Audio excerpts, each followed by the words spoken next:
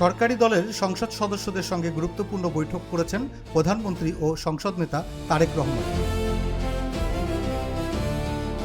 বুধবার সকালে জাতীয় সংসদ সচিবালয়ে পশ্চিম ব্লকে অনুষ্ঠিত এই বৈঠক ঘিরে রাজনৈতিক অঙ্গনে ব্যাপক আগ্রহ দেখা যায়। দলীয় সূত্র জানায়, বৈঠকে সরকার দলীয় সব সংসদ সদস্য এবং মন্ত্রিপরিষদের জ্যেষ্ঠ সদস্যরা উপস্থিত ছিলেন। সরকারের সামগ্রিক পরিকল্পনা, চলমান উন্নয়ন প্রকল্পের অগ্রগতি এবং আগামী দিনের রাজনৈতিক কৌশল নিয়ে বিস্তারিত আলোচনা হয়। বিশেষ করে নিজ নিজ নির্বাচনী এলাকায় মানুষের সমস্যা দ্রুত চিহ্নিত করে সমাধানে সংসদ সদস্যদের আরও সক্রিয় ভূমিকা রাখার উপর জোর দেওয়া হয়। পাশাপাশি বিভিন্ন মন্ত্রণালয়ের প্রকল্পের সময়সীমা, বাজেট ব্যবস্থাপনা এবং তদারকি নিয়েও আলোচনা হয়েছে।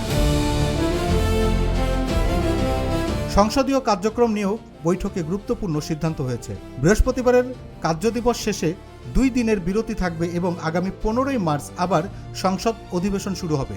পরে 29শে মার্চ আবার সংসদ বসার কথা রয়েছে। এদিকে সংসদের প্রথম কার্যদিবসেই স্পিকার ও ডেপুটি স্পিকার নির্বাচনের প্রক্রিয়া সম্পন্ন হতে পারে বলে দলীয় সূত্রে জানা গেছে। প্রবীণ রাজনীতিক খন্দকার মোশাররফ হোসেন অধিবেশনের সভাপতিত্ব করতে পারেন বলেও আলোচনা রয়েছে।